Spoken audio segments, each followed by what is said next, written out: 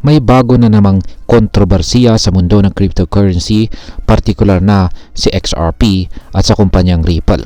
Kamakailan lamang ay kinumpirma ni Ginoong David Schwartz, siya po ang CTO o Chief Technology Officer ng Ripple, na ang kumpanya ay hindi obligadong hawakan or i-hodl ang XRP.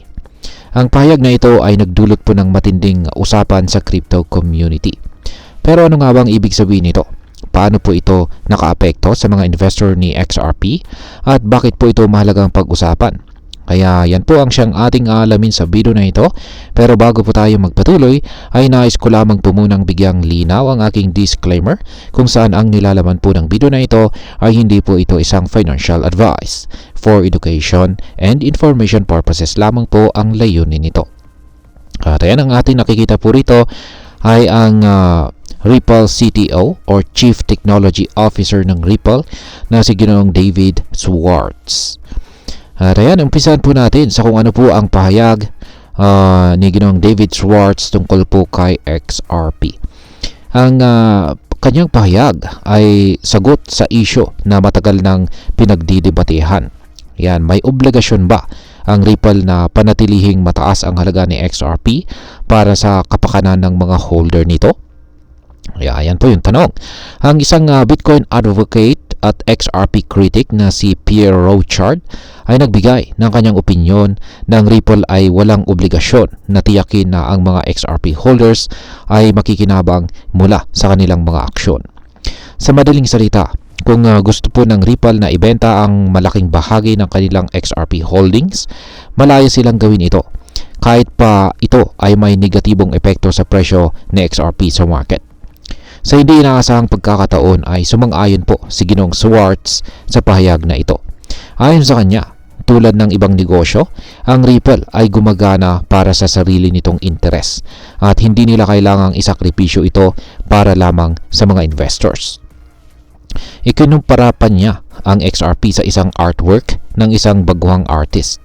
Kung bumili ka ng artwork, umaasa ka na gagawa pa ng mas maraming magagandang obra ang artist para tumaas ang value ng binili mo. Pero wala siyang obligasyon na gawin ito para sa kapakanan mo. Ngayon ay may dapat bang ikabahala ang mga XRP holders? Dahil po sa pahayag na ito ay maraming XRP holders ang nagsimulang magtanong, dapat ba silang mag-alala na maaring ibenta ng Ripple ang malaking bahagi ng kanilang XRP holdings sa market? Ayon po kay Ginoong Schwartz, hindi ito dapat ipangamba dahil kahit pa gustuhin ng Ripple na i-liquidate o ibenta ang kanilang XRP, hindi ito ganun kadali o kabilis gawin. Napakaraming XRP ang hawak nila kaya imposible itong maibenta ng biglaan nang hindi bumababa ang presyo nito sa market. Bukod pa rito ay ipinaalala niya na hindi lamang ang Ripple ang nagtatagumpay sa industriya ng crypto. Hindi raw dapat isipin ng mga tao na ang Ripple lamang ang may kakayahang magtagumpay tulad ng kung paano hindi lang Google ang naging matagumpay sa internet industry. Ayan. Ngayon ay bakit po hindi itinuturing na security sa XRP? Ang pahayag po ni Ginoong Schwartz ay may kaugnayan din sa patuloy na laban ng Ripple kontra sa US Securities and Exchange Commission or SEC. Matatandaan na noong December 2020 ay kinasuhan po ng SEC ang Ripple kung saan ay iginiit nilang may obligasyon ang kumpanya na tiyaking may kita ang mga XRP holders mula sa kanilang investments. Ngunit mariing na itinanggi ito ng Ripple at sinabing wala silang ganitong responsibilidad.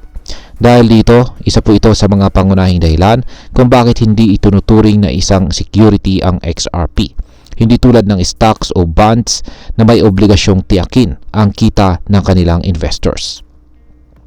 Isa sa mga pinaka-vocal na XRP critics na kilala bilang Scam Daddy ay naglabas ng isang screenshot ng usapang ito sa social media. Sinabi niya na hindi na dapat ikagulat ng kahit sino ang pahayag ni Ginoong Schwartz dahil matagal na raw malinaw na inuuna ng Ripple ang kanilang negosyo higit sa mga investors. Dahil dito ay sumagot po si Ginoong Schwartz at Sinabi niyang may mga taong sinadya ang pagpapalaganap ng maling impormasyon tungkol sa relasyon ng Ripple at XRP. Lalo na yung mga taong nagtutulak ng ideya ng XRP ay isang security. Ngayon ay ano po ang totoong relasyon ng Ripple at saka XRP? Isa pang issue na lumutang ay kung sino ba talaga ang gumawa ng XRP. May ilan po na nagsasabing ang Ripple ang nag-issue ng XRP. Kaya dapat silang may pananagutan sa mga holders nito. Ngunit ayon kay XRPL Validator Vet, ang XRP Ledger ay umiiral na bago pa man mabuo ang Ripple bilang isang kumpanya. Bagamat may overlap sa pagitan po ng mga taong gumawa ng XRP Ledger at ng mga taong nagtatag ng Ripple, hindi po ito nangangahulugan na sila ay iisa.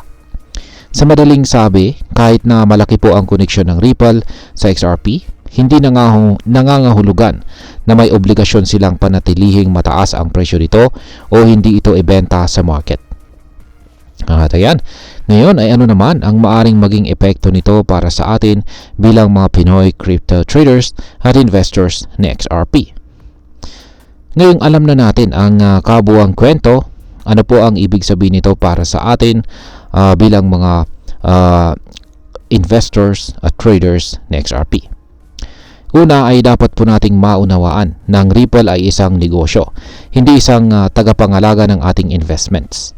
Hindi natin dapat asahan na ihudol nila ang kanilang XRP para lang mapanatili ang mataas na presyo nito sa market.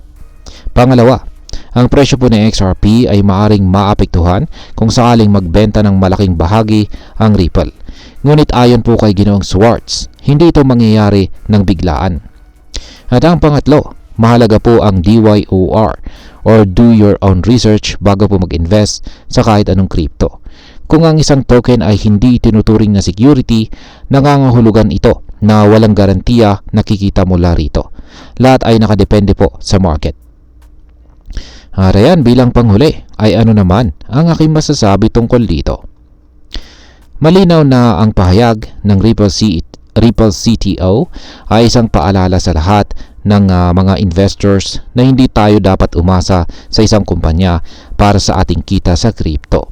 Ang Ripple ay isang malakas na player sa crypto industry. Pero tulad ng ibang negosyo, inuunan nito ang sariling interes. Hindi ito nangangahulugan na wala ng halaga ang XRP, pero dapat tayong maging mas maingat at mas mapanuri bilang investors. At ayan, hanggang dito na lamang po tayo sa video na ito mga ka-crypto. Sana po ay inyong nagustuhan ang aking paliwanag sa video na ito. Kung inyo po itong nagustuhan, pakiclick lamang po ang like button nito. Marami pong salamat sa panonood, ingat po tayo lagi at God bless po sa ating lahat.